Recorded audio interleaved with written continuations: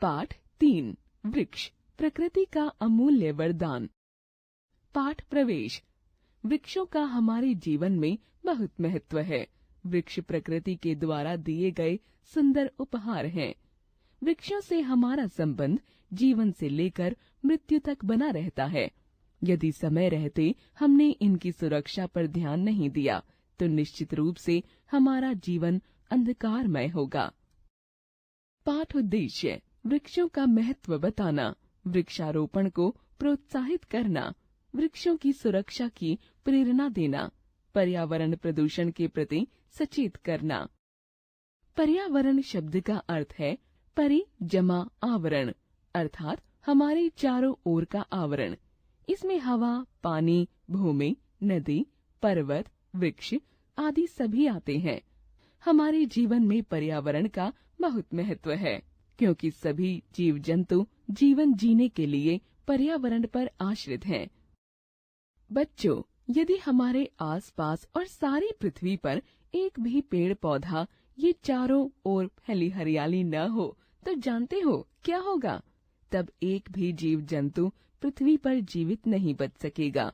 यही कारण है कि वनस्पति जगत का विकास प्राणी जगत से पूर्व हुआ था। आदि मानव वृक्षों के नीचे रहता था, वृक्षों की छाल तथा पत्तों के वस्त्र बनाकर पहनता था तथा वृक्षों से प्राप्त फल फूल आदि खाकर पेट भरता था।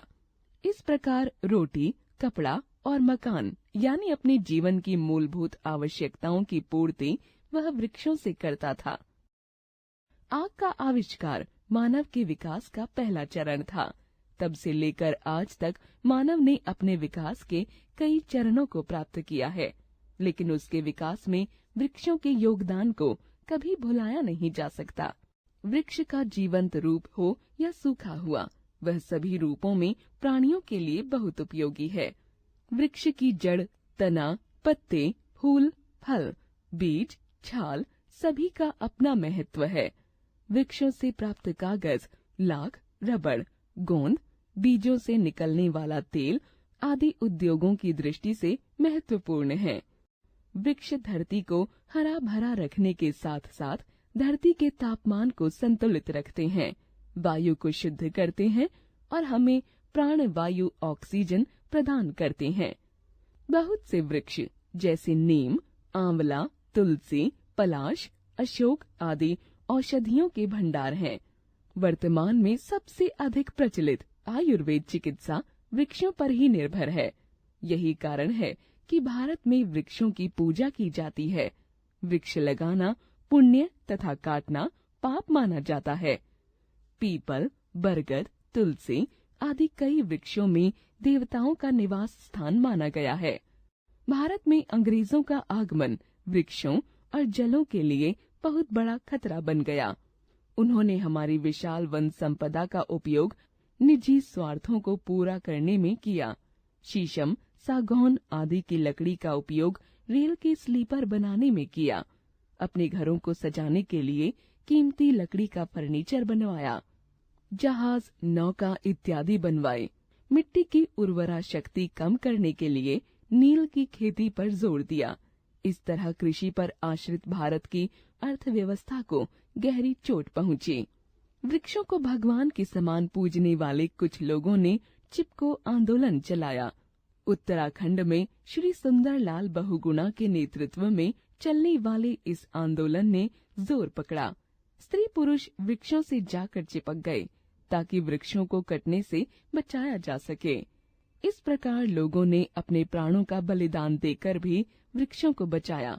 क्या कारण है कि आज पहले जैसी वर्षा नहीं होती? आज कहीं सूखा है तो कहीं बाढ़ आ रही है। क्यों? भूमि की उर्वरा शक्ति दिन प्रतिदिन कम क्यों होती जा रही है? पर्यावरण प्रदूषण बढ़ रहा है। क्यों?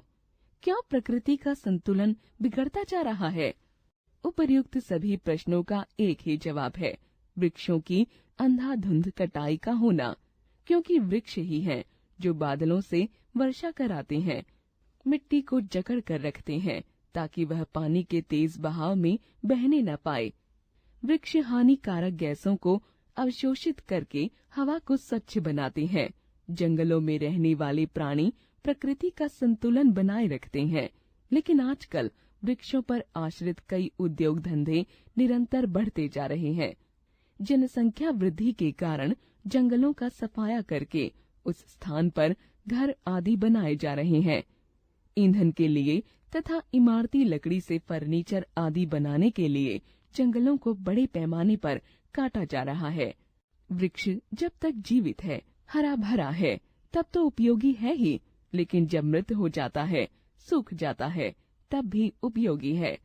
इसलिए प्रकृति के इस अमूल्य उपहार की हमें सुरक्षा करनी चाहिए और नए नए पौधों का रोपण करते रहना चाहिए, जिससे कल वे फलदार वृक्ष बनकर हमारी रक्षा कर सकें। लेखक कुमार संजय।